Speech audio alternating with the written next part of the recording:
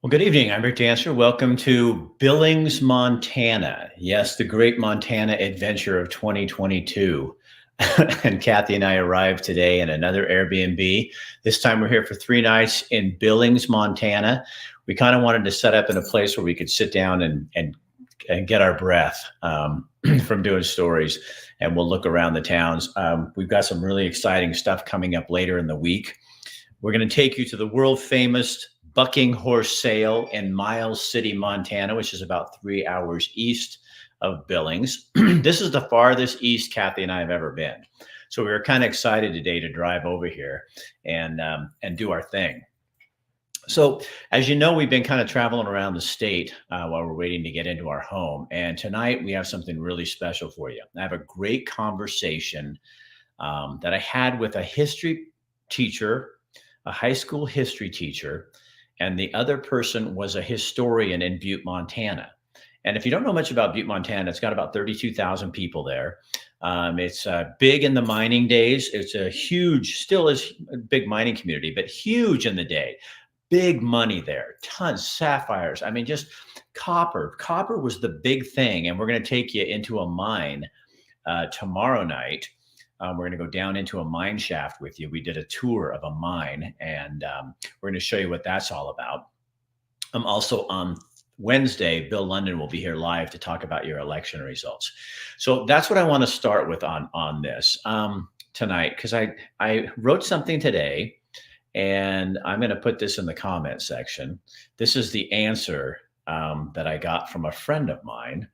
And I had written something today and on my blog about voting and how, you need to get out there and vote. And I do believe in voting. I always have believed in voting. Oh, real quick. Our show is brought to you not tonight by Chris Dental Family Dentistry and also by Buck's Sanitary Service. And I'll show you a little bit more about them in just a second. But here's what my friend wrote back to me. And I thought this was pretty poignant. And because I believe that you guys can change Oregon. I really do. But why did I leave? And this woman kind of sums it up for me. We can take our money and move, which is precisely what my family plans to do.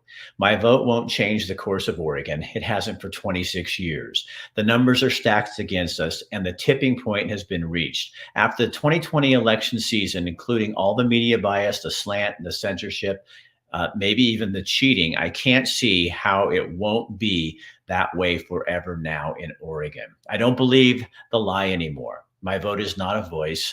It hasn't affected a change in Oregon.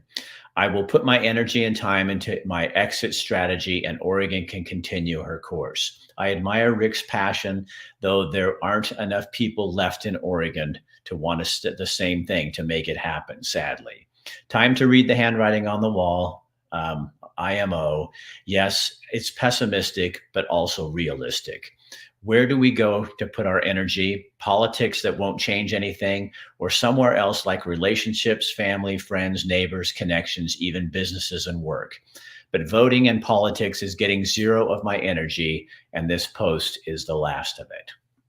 I get exactly what she's talking about. And that's why Kathy and I left. I've been telling people to use your voice, and I think you should vote, but I don't have a lot of hope that Oregon's going to change anytime soon. And when you hear the number of people that are participating in the primary, I think a lot of people have given up. I'm 62 years old. Kathy's 60. We want to go live our life around people who want to change life and who want to have community and who want to listen to everybody, who want to be a part of a conversation, not forced to believe what the mass believes because they want to be so open-minded, like a parachute. I've heard the slogans my whole life in Oregon. I've heard all of the, we respect all opinions. I saw how much you respected my opinion and still do following COVID. And I've seen it all. And so Kathy and I we can't do that anymore. And then we step into Montana, where even the far right and the far left get along. You know why? Because they're in a community and they have to. Maybe that's what Oregon needs, is to have to get along with people. because you don't do it. You're not welcoming to people and their ideas. You welcome people who believe what you believe, and you don't give a shit about anybody if they don't. And all you do is try to ramrod your ideas down their throat. And you have the majority of the voice. So the rest of us do feel voiceless. And I cannot live in voiceless. So I won't. And that's why we left. If you want to get real with Rick Dancer, that is what's real with Rick Dancer. And here we're finding that. And no, it's not perfect. And no, everything doesn't go as planned. And yes, there are still people that are not nice. But I'll tell you what, we're finding what used to feel like Oregon a long time ago. And I feel badly. I do think you should vote and participate. But I understand the woman, my friend's frustration and causing an exit strategy. I moved to Oregon from Montana. I had always heard what a great state Oregon is to live. It's a great state, but the urban area that runs the state, I'm disappointed. Chris, I bet you are.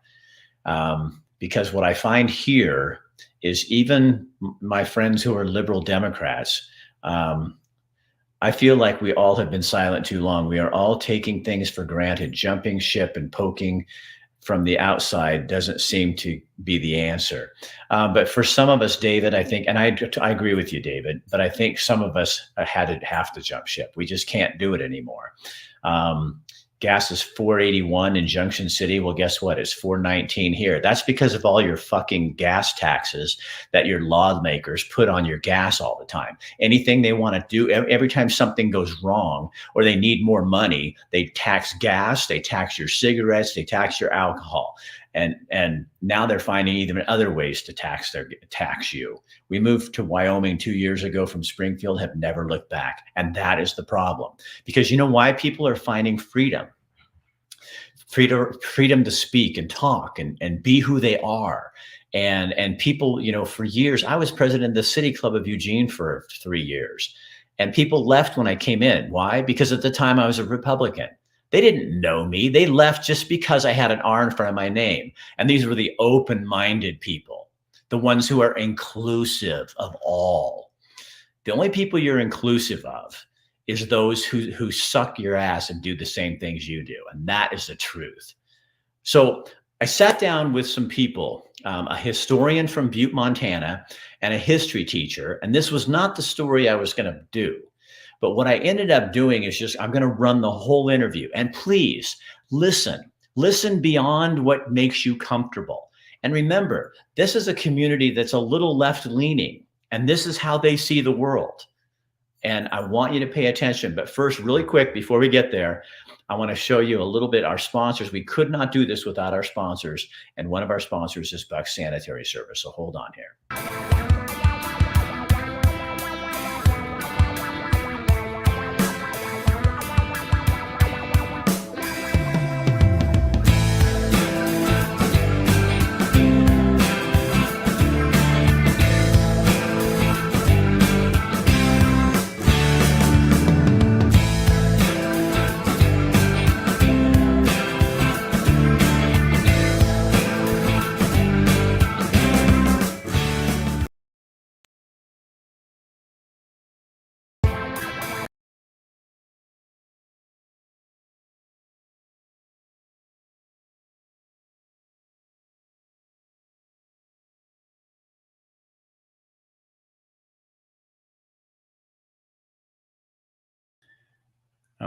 Dang it. Something happened.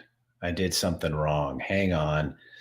You guys bear with me here. I can't believe this. Where is that video? Come on.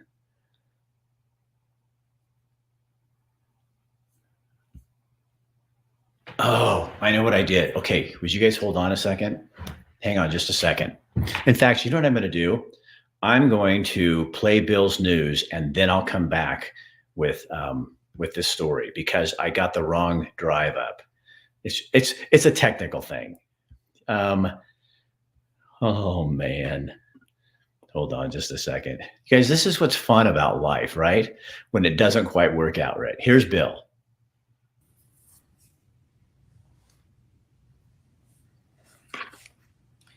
Good evening from the News Radio, 1120 a.m. and 93.7 FM KPNW studios. I'm Bill Lundun, co-host of the Wake Up Call Monday through Friday morning, 6 a.m. to 9 on KPNW, streaming at kpnw.com because we're all tech savvy and stuff. Look at us go. All right, here's a look at some of the stories we're following. Is anybody going to vote? Have you voted? Is anybody going to vote? Well, right now, not many Oregonians are voting. Actually, if you look at the state average so far, we're at just about 14.7%. Republican voters have sent in about 20% of their ballots. Democrats, 19.7%, and then it goes down from there for independent voters, Pacific Green, Constitution, Progressive, Libertarian, and non-affiliated. Oh boy, are they turning out in droves, 6.1%. So that gives us a 14.7% state average with a whopping day to go.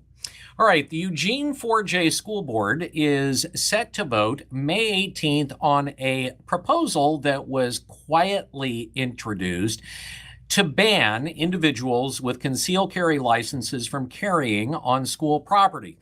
The agenda for the 7 p.m. meeting on Wednesday shows action item number 12, and it will be, quote, weapons in schools and the adoption of board policy KGBB, ironically named, firearms prohibited.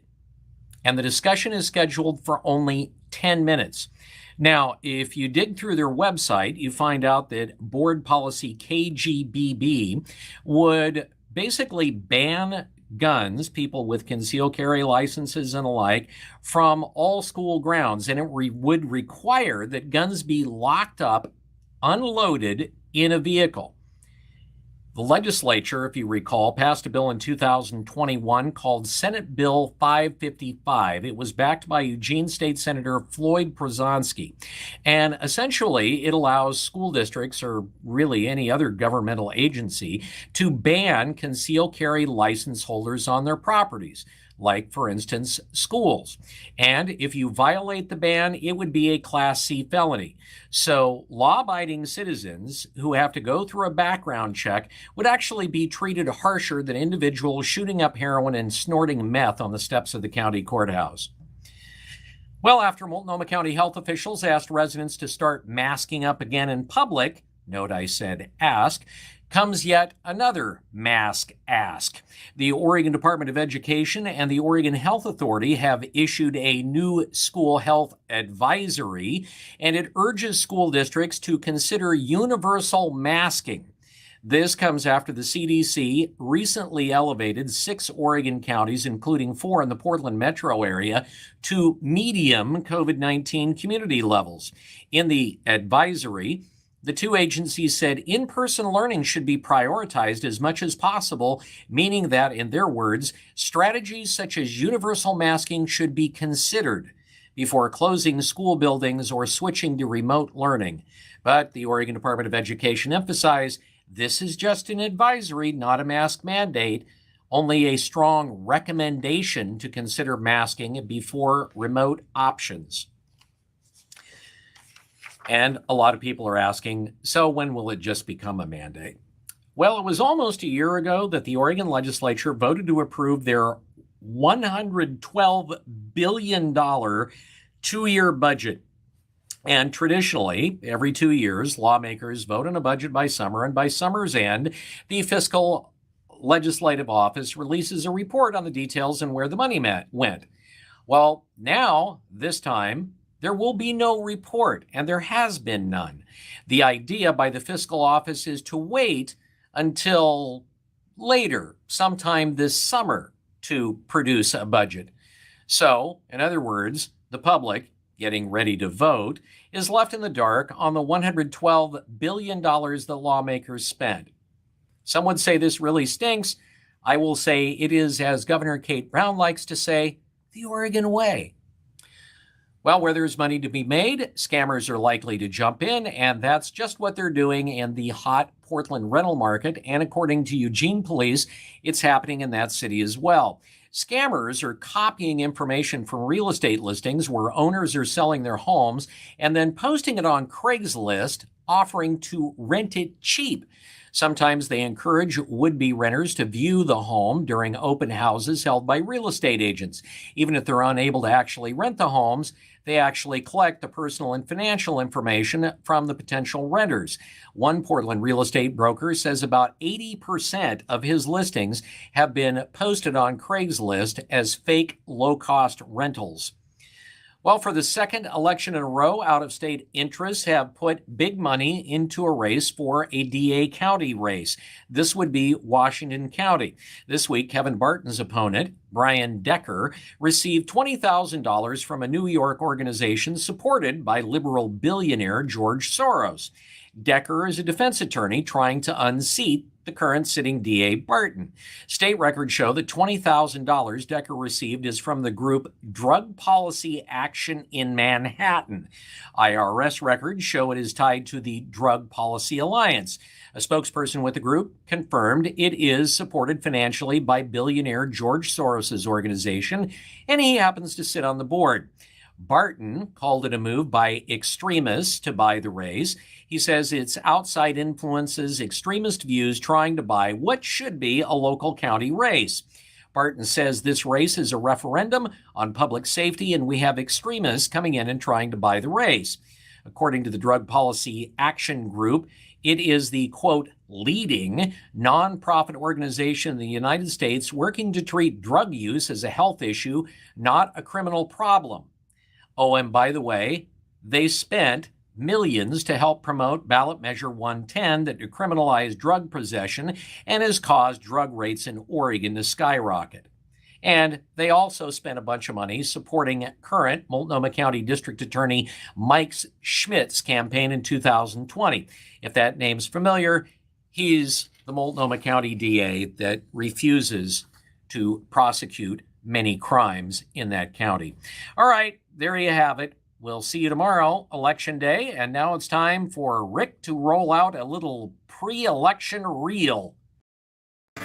This is Dr. Michael Bratland from Cristiano.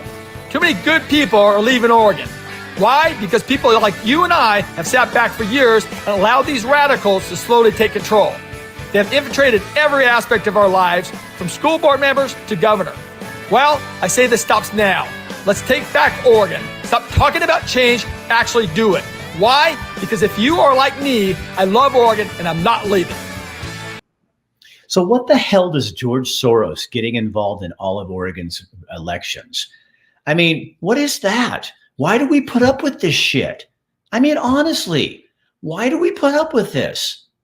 I don't get it. And then somebody writes on here, Tom wrote on here, you know, part of the problem in the primary is it's closed. So it's only, yeah, you can vote for county commissioners and all that kind of stuff, but you can't vote for any of the party people because the biggest growing segment of the population in Oregon right now is the non-affiliated voters. So you guys in Oregon are paying for a primary that you can't even participate in because the Democrats and the Republicans are making you pay for their party. So stop, just stop.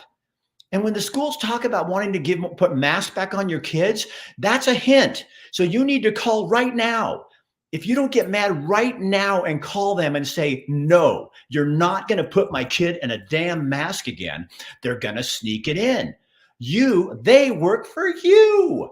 God, figure it out, people. Oh, Oregon, come on. You have to wake up. They're not listening to you. You have no voice. They don't care about your voice. But you know what? I found that interview, and here's this interview. I want you to hear this. This is some slightly left-leaning comments coming in here. I think I didn't really sit down and ask them about what their beliefs are. We don't do that in Montana. Like, are you a Republican? Are you a Democrat? Oh, you don't do the right thing. You're not listening to me. These people were two historians. One is a historian for Butte. The other is a history teacher in Butte. And you listen to this interview. And if it starts to bug you, then you need to ask yourself, what the hell's wrong with me? And, you know, everybody said Butte should be a ghost town. Well, if Butte turned into a ghost town every time things got tough here, Butte should have been a ghost town 3 or 4 times. And in my estimation, that'll never happen. And it's not because of what we have here, it's because of the people that live here. The people make this town. The people is the whole element that makes Butte survive. And if you can take away all the mining, you can take away all the businesses, the spirit and the people will still be here, and they'll find some way to survive, because that's just what Butte is. So could you in some ways say you've preserved not only history in structural form, but in family structural heredity form? So you know, when people come in here and they see it, but you also feel it. Here's the deal. Butte has at times kind of got a negative reputation. I've heard terms that Butte's a dirty mining town. I've heard this for decades. Butte's not a dirty mining town. Yeah, that's right. I'm a Dillon guy. But in short and in belief, Butte's an old mining town. Traditionally, when you talk about old mining towns, there's this image that comes to mind. Here's the difference. This community, since the time that it was the copper capital of the world, do you understand? We produced up to 40% of all the copper in the world. One town. We were top of the food chain, and that slow declination in mining over the past, I'm even going to say nearly 100 years. It's instilled a pride of miners and hard workers and ethnicity, who you are, where you've come from. That has never changed in Butte. And the citizens of this community have predicated their existence on survival. It's not the big mining conglomerate it was. They have never killed that huge economic mammoth, but they're still here. So what's the glue? What is the glue? I think it's the people. It's the people. You know why it's the glue is the people. You know why it's the people? You know, when the mines were really started here back at the turn of the century, Marcus Daly was an Irishman from Ireland. And in the course of building his mining monopoly here, he hired and sent for Irish miners and Cornishmen that worked in the smelters in Wales. And he brought those folks here. But they also brought folks from Eastern Europe, and they brought Finns, and they brought Swedish, and they brought Germans, and they brought every nationality came to Butte because there was work for them here. They could find some way to survive and find an occupation that could feed a family. Ireland was going through some tough times. So when they came to Butte, they had a way that they could make money and save enough money to bring more of their family here and survive better than they would back home. So what was interesting, as these different nationalities came here to the mines, and they worked for Marcus Daly and William Clark and F. Augustus Heinze in all the smelters and the mines that were here, these different nationalities had to work together, because when they went underground, their lives depended on each other. So the Finnish and the Germans and the Italians and the Irish, they had to work together underground, because it could be life or death. So they may not survive if they weren't partners. So there'd be Irishmen and Italians who on the surface would be natural enemies, but underground they had to be partners, because that's how you had to do it to survive. And they did that. And as they came to the surface, they became friends. So these different neighborhoods kind of melded together, and Irish started to learn Italian ways and Finnish ways, and all these groups that were generally pretty monolithic in their cultural structure started to integrate.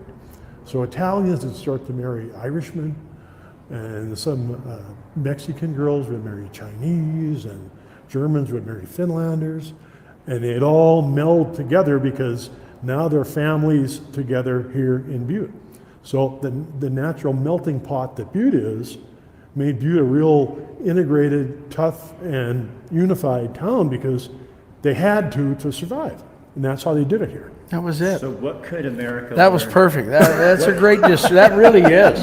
So what could America today learn from Butte, America? Oh, my heart breaks.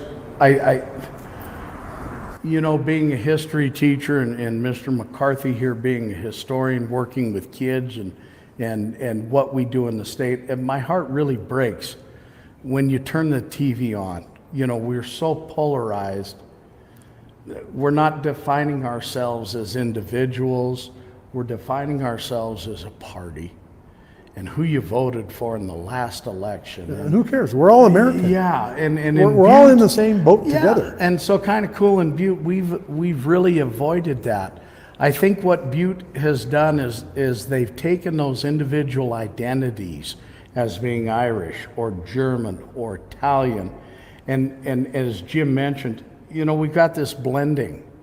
And so there's, I think, a little more understanding than what you would usually find. And I think what America could take away is pump the brakes. Simply pump the brakes. It's not all in. It's not this or nothing. We're Americans. I don't care if you're a liberal. I don't care if you're a Democrat. I don't care if you're straight, gay, trans, driving on a tractor in eastern Montana or the plains. When you boil it down to the nooks and crusts, we're Americans. Exactly. And that's what Butte is. Yeah, exactly. We're Butte America. And we have to work together if we want to make this really whole thing do. work. And there are people that have They think different we're crazy. beliefs. They think we're crazy, They but that's look how at it us works. like we're crazy. We look at them like they're crazy, but we still got to walk the same streets. We still have to be responsible for our communities. You know what? We still got to be responsible for our children. We have to model what they should be. And you know what they should be? They should be Americans. Yeah, I agree. Not Democrats, not Republicans. They need to be Americans. So do you think the reason you guys do this is because it's so historically inbred in you? It's part of the Yeah. culture. God, yeah. of who you Oh, are? God, yeah. Because Why you we had to do always this kind of is get not. along all the time. You Yeah. have never been able to go, here's a squabble and that's going to separate us That's it. because you're surviving. Here's the deal. This community has predicated its existence on survival. We are not the copper capital anymore.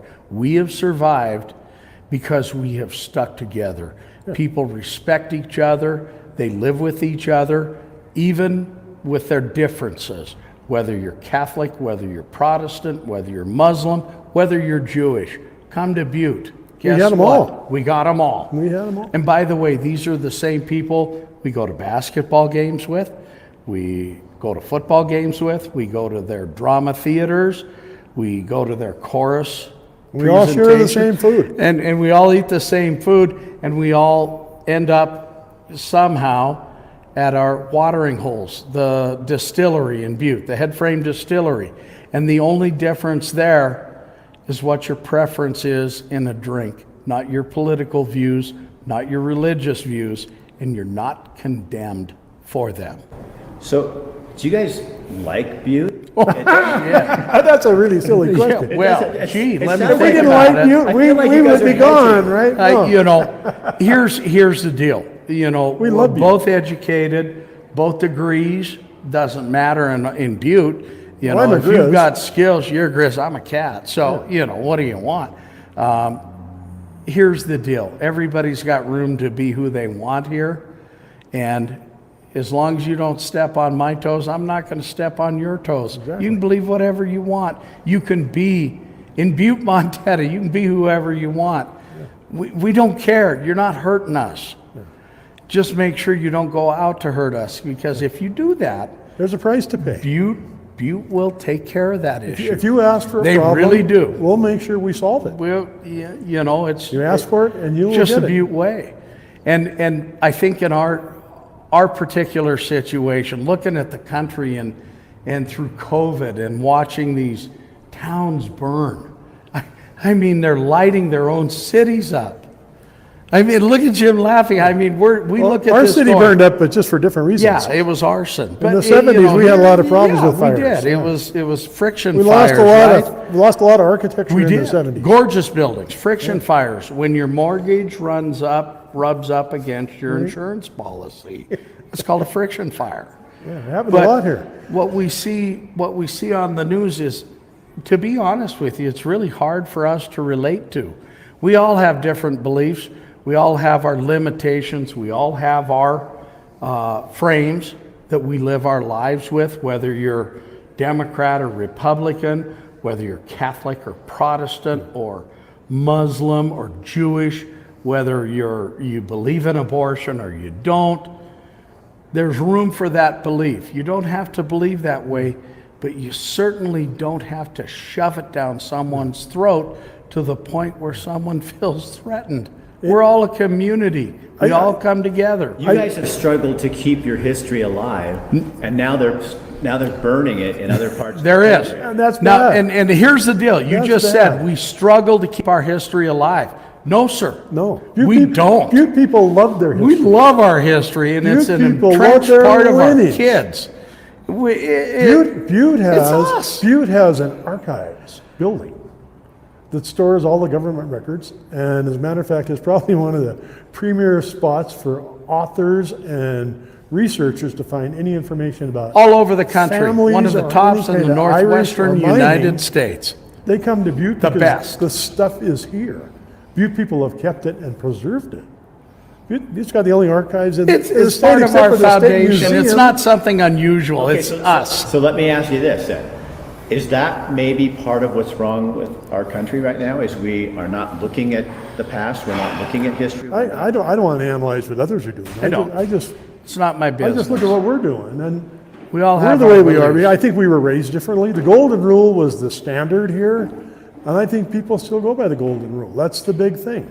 Now, there are going to be people out there that hear that statement and go, oh yeah, well, Butte, you were called the black heart of Montana. You're Only the by those devil's that didn't perch. live here. Only by They were those the that ones didn't that live here. haven't lived here. Here's the other thing. We see the news. We see people tearing down or disassembling statues because they were Confederate or they represent this part of our history. Now listen, we have darker elements of our history that we're not proud of either. But the fact still remains that's a part of our history. And just because you tear it down doesn't mean that it didn't happen. Just because you tear it down doesn't mean it didn't hold a significant point in our historical timeline. That's what we need to remember. And you hear people say all the time, oh, don't forget your history. You're bound to repeat it. Well, yeah, we've had some bad points in our history, but you know what? America has had some fantastic periods in our history. Exactly. We put men on the moon. We had great thinkers. We have moved economies in our country. We have moved economies in the world. And yet they look and say, well, now we're going to pick and choose our history? No, you're not. No. I'm sorry that there was Confederates. I'm sorry there were Northerners. It was based on a thing called slavery. Collectively, as a country, we understand that was terrible. That was bad. That was like taking Native Americans and putting them on reservations. That wasn't good either. That wasn't good. That's a Montana problem. Yeah, but and nationally, I think we can make the comparison. I think so too. Yeah. But you don't see me sitting here tearing down buildings because they have a certain name or a statue because it represents something that was negative in our country. We learned from that negativity, and people died because of that belief. So do we all of a sudden stop and say, oh, I'm sorry, you died for the wrong cause? No. It wasn't right. Last time I checked, I was an American. So Yeah, was I'm still he. an American. So were you. We're just Americans. That's all. We're not infallible. And by the way, we learned from it. Slavery. You're not erasing. No, not at all. You And don't we're not erase racist. history. We're not You don't because erase we believe history. that. I'm It not a happened. racist. You we're can't not change it or racist. rewrite it. I mean, You can't Things rewrite happen. history, and you can't tear it down. All of a sudden, it didn't happen. That isn't how it history. goes. And by the way, that's the message we need to share to our children, and that's what Butte's good at. yeah. We respect our ethnicity. We respect our history. Not all of it was right, definitely. We have the largest body of contaminated water in the United States sitting in our backyard. Are we whining about it? And no. No. Butte, we put a viewing stand over it and charge $2 a head Yeah. to go look You at get it. lemons, you make lemonade. Yeah, exactly. But here's the deal. There's a price to pay for progress. Would you You got agree? a cell phone? There You you go. got a car? Yeah, I do. Where'd I got that copper come I from? got. Oh yeah. Oh, you need copper for that, don't you? and gold, That hole and silver. that helped win mining- World War I, World War II. Oh, lead for yeah. bullets and brass? Yeah, hello, Korea, Vietnam. Oh. And don't we have silicon here? Oh, yeah, REC Molybdenum, silicon. Do you REC like your silicon, cell phones? Yeah. Okay, so before you start complaining about the environment, and we live in Montana, we are the first stewards of this land. I hunt elk with my bow 14 minutes from my house on the other side of the East Ridge. We know what we have. Jim knows what we have. Our children understand what we have.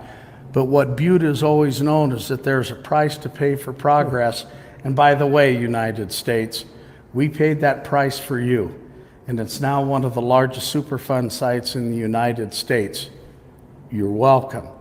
Because when my grandma turned the lights on in her house, they went on. And Jim, last time I checked, World War I, was that us? Did we win? Of course we won. World War II? Of course we won, yeah. That hole was the price you paid. You needed the medals. Environmentalists, God, I shouldn't say it like this because there are some wonderful environmentalists. Well, Those we that agree would- with a lot of things that they do. You bet. Those that You gotta would keep give the us a rivers black clean. eye for that, okay, you're welcome. Because we paid the price for you.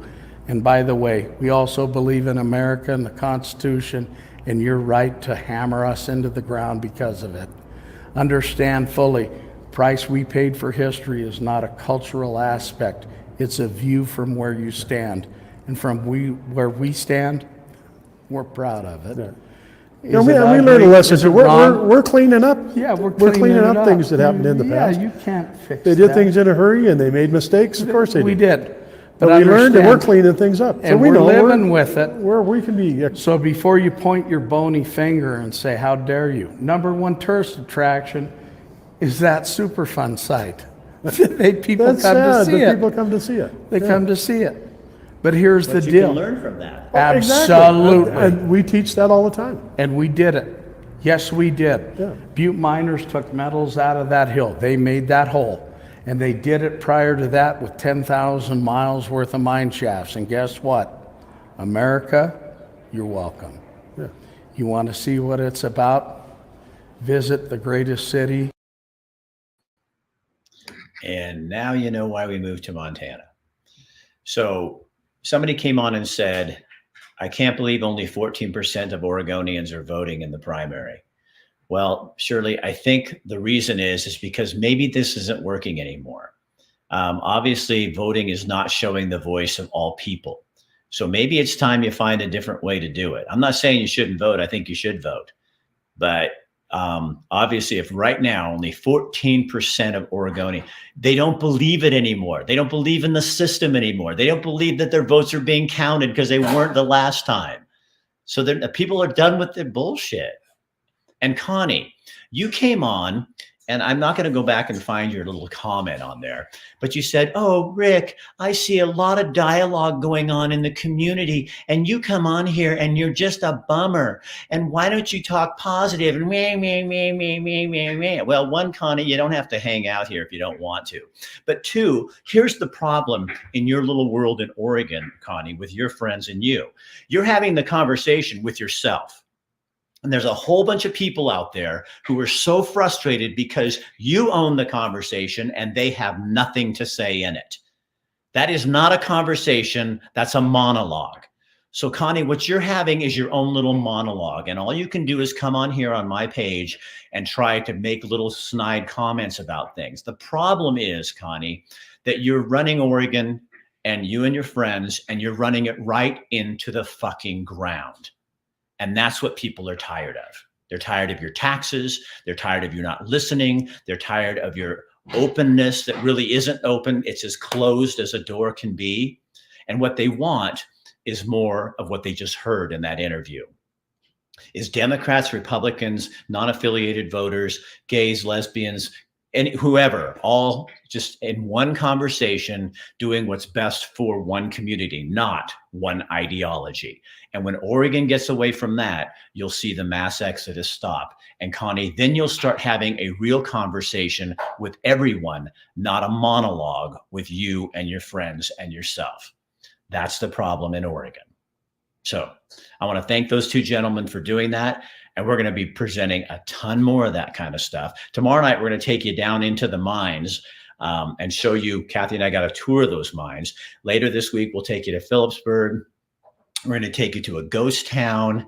And we'll also have Bill Lundun on Wednesday. He's going to be here live to talk about the election results, although it sounds like it's not going to be that big a deal because not many of you are even participating in that primary election. I got one more thing I want to show you.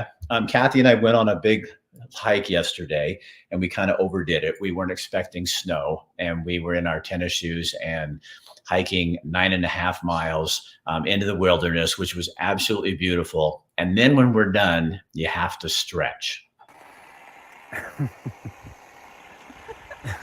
This is us after, I don't know if you can see that.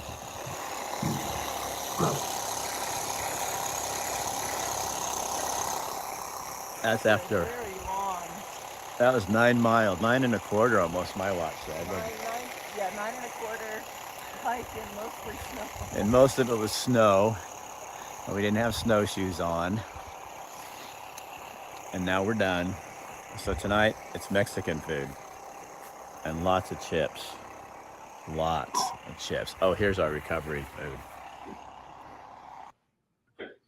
So that's what we've been having. And then on Thursday, we're going to take you to the world famous bucking horse sale in Miles City, Montana, which is about 3 hours east of here. And we'll get more interviews for you because you guys seem to really like that. And isn't it nice to hear people talk normal and not talk down to you?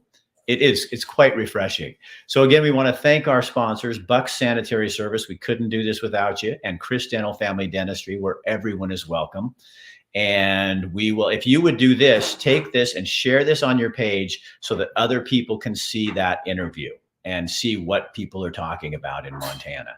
I think it's super important. And yeah, thank you for being here. We're going to go explore the place called Billings. I'll see you tomorrow night right here with Kim Stark, Elements Health Clubs, and Bill Lundun talking about your election. Now, get out there and vote. And if you don't vote, at least make your voice heard.